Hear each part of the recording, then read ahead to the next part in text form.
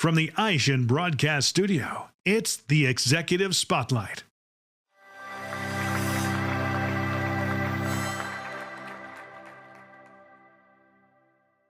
Welcome to the Auto Success Executive Spotlight. I'm your host, Brian Ankney.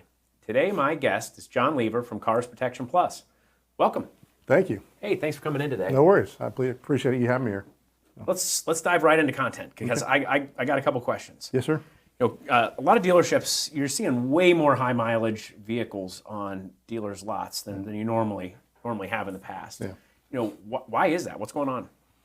Well, I mean, it's there's a lot of reasons why. I think it's in due time, but I think a lot of the reasons come from the pandemic that we had in 2020, and then as we got through that, we started having global shortages on the supply chain. Specifically, we know there was a big chip shortage. We had some seat foam shortages. There was, we could go on and list of different supply chain issues that they had, so they weren't building new cars, and then dealers were short on inventory. So dealers being dealers, they were, ingenuity. They had put ingenuity into it and went out and bought more vehicles, didn't send as much to the auctions. They weren't wholesaling as much, so it increased that higher mileage vehicle on their lot. So then what's the next step? Logically, they need to have something to sell the customer in the finance office as well. So, I mean, yeah, like with the higher mileage vehicles, I guess, dealers and customers haven't really been used to having, protection products available for higher mileage vehicles. How should dealers present that to the customer? Like, how does that conversation go? What's it look like? That's a great question. And I'll tell you, having been an F&I manager, when you used to get a car where you knew you couldn't sell any products on it, it's kind of like a cash deal. So you kind of went in there grumpy, you just want to get the deal over with. And that's, a high mileage vehicle when you don't have a product to sell to it. So in my opinion, it's no different than, how we taught dealers to sell service contracts back in the day. And we used to use the old endorsement kind of presentation where, when the salesperson's on the lot and he's going over the window sticker, he's saying, oh, by the way, there are, extended warranty options for this vehicle, which our finance manager will tell you all about when you go in the office. It's no different with a high mileage vehicle, right? You say something along the lines and, the miles in this vehicle are this, and, don't worry about the miles because we actually have some products that can help protect the vehicle and help repair it if it breaks down in the future. But the F&I manager will get more into that when you go in the office. Like what kind of miles are we talking here? I mean, like how high does high mileage, what does that mean to you? Well, we do have products that I can put on any car, any mileage, as long as it has a VIN plate on it up to, like I said, any mileage, but that's a little bit slimmer of a product. There's a limited liability that alleviates some of the pain there because it's inexpensive. It's just for a powertrain. Mm-hmm. But typically our contracts go up to 200,000 miles at the time of sale, and we can do fully exclusionary coverage, so it's a like factory warranty. So. Oh wow. Yeah. Wow, that's impressive. Yeah. No, it's a different world than I think what I even grew up in the car business because car got to 70, 80,000 miles, and you're looking to wholesale it or do something like that because really. Even if you do go in the F&I office and you have a product, it's going to be $10,000 to sell a service contract on it or something crazy like that. All right, well, John, higher mileage vehicles absolutely require more frequent repairs. So tell me a little bit about what does the coverage on a high mileage vehicle look like? I mean, is it just tell me a little bit about that, and then what about price? I mean, is this something that consumers can afford? Absolutely. So typically with our start out, our beginning products are going to be or entry level. They're all stated components, so we're going to list out what's covered on it. So it's going to be very specific about what's covered. And, as you get up higher into that, it's going to be better coverage, more components. And then, like I said, we do have the exclusionary coverage, which is typically like your factory warranty, where the only things that are excluded are listed, like your wear and tear items, brake pads, things like that, things that might be damaged in an accident. But, the thing that's unique about the high mileage service contract administrators like us is that we know we're going to have repairs. We know we're going to have claims, so we're built that way. As far as affordability, that's really where our niche comes in because we are very affordable for the consumer to purchase a high mileage service contract for a vehicle that has a lot of miles on it because we know we're going to have repairs, so we built it in, we're prepared for it. We do a lot of analytics as well. We look at, when vehicles actually do have their big repairs, right, like a transmission or an engine.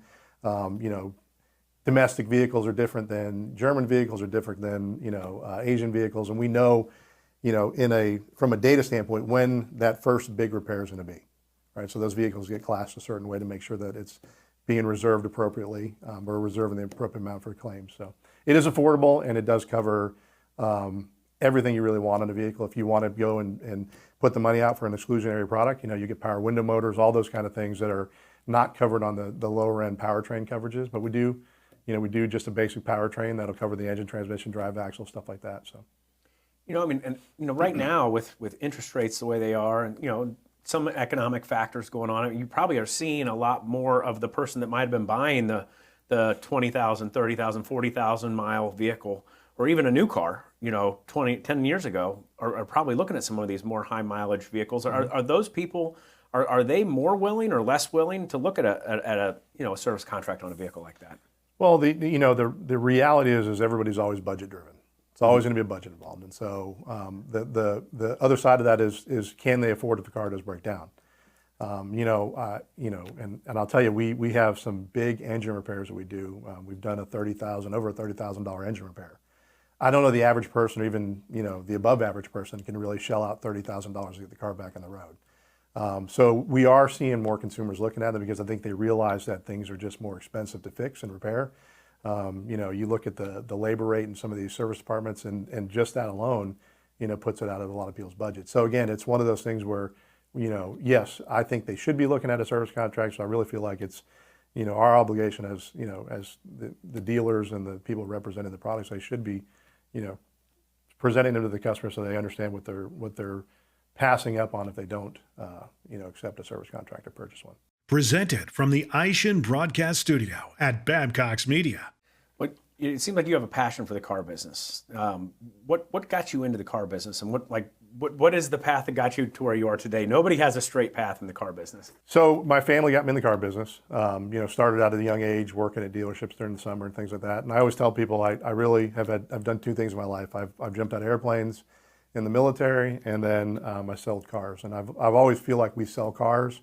And that's kind of where my passion came from, because when you start to interact with the average person buying a car, right, and you think about our world today, you can't go anywhere or do anything without a car. Yeah. You can't walk to the grocery store and pick up groceries. You can't walk to work and back. I mean, maybe you can in some situations, but it's not that easy, right? You can't take your kids to school. You can't go on a family vacation. So I really felt like we were, as car dealers and people in the car business, we're helping people drive their lives. We're helping them do more, see more, get out there, take their family place. And so that's where my passion came from, is really helping people and getting them in the right car, the car of their dreams. And now, with cars, it's how do I protect that investment they did, make sure the car stays on the road, and make sure that they can get the car repaired if something happens to it.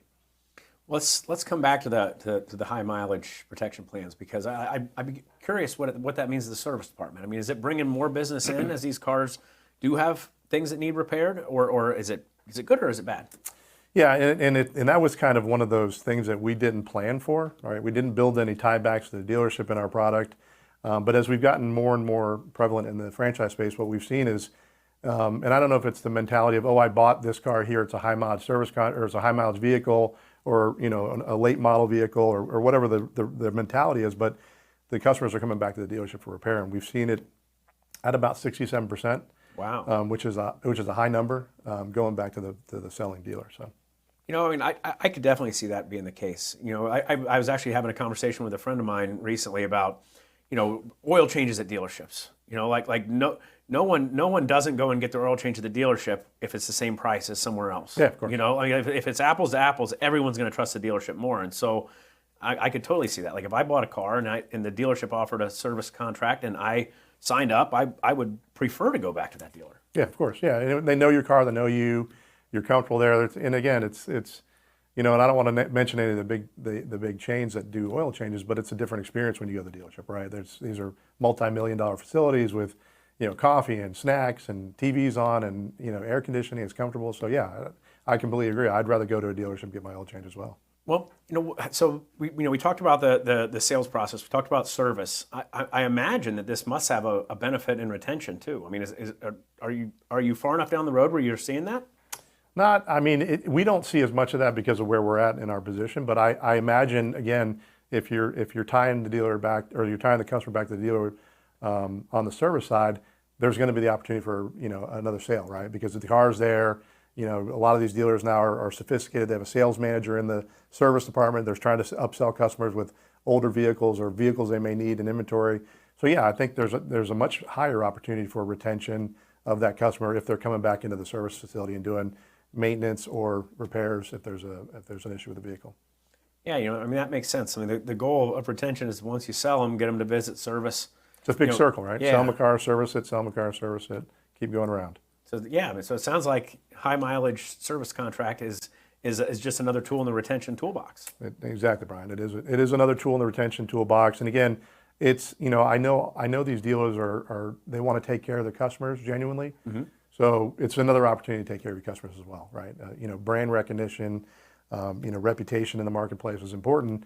And what's one way to get a little scuff on you is if your car goes down and breaks down and there's no service contract on it, and they got to pay for it themselves, right? It doesn't matter if the car was running perfectly at the time that you sold it. It still always makes the situation a little less tenuous, right? And so with the high mileage service contract, now you give the customer the opportunity to come in and repair that vehicle with little or nothing out of their pocket. Wow.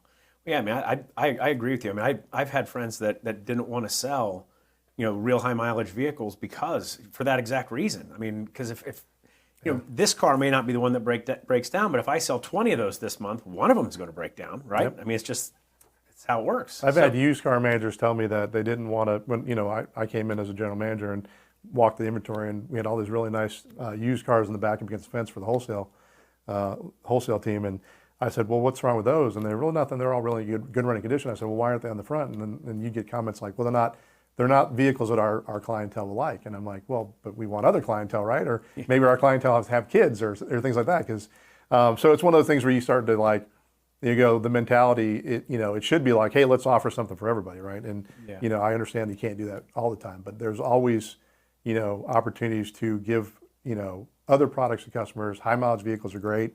They run well. They offer an affordable, solution to people.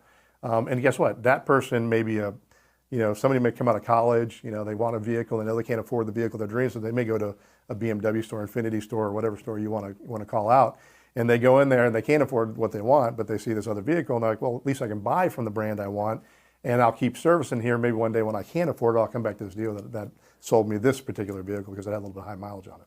Well, that's a great point. I mean, you're growing your future customer. Exactly right. Wow. So, not leaving it to chance and hoping they come by when they can afford it. Well, John, you're with Cars Protection Plus. Mm-hmm. What is that? Can you tell us?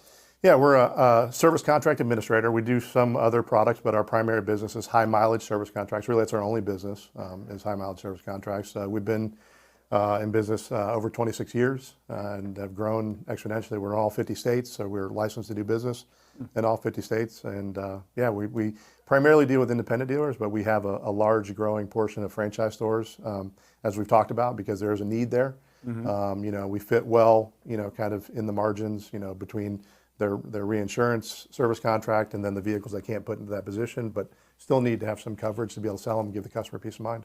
So that's where Cars fits in well. Great. Hey, I really appreciate you coming in today. Is there anything more you'd like to share with our audience? No, just I appreciate the time, Brian. Having an opportunity to come here to talk about the car business, because as you said earlier, I am very passionate about it. I'm very passionate about working at Cars Protection Plus.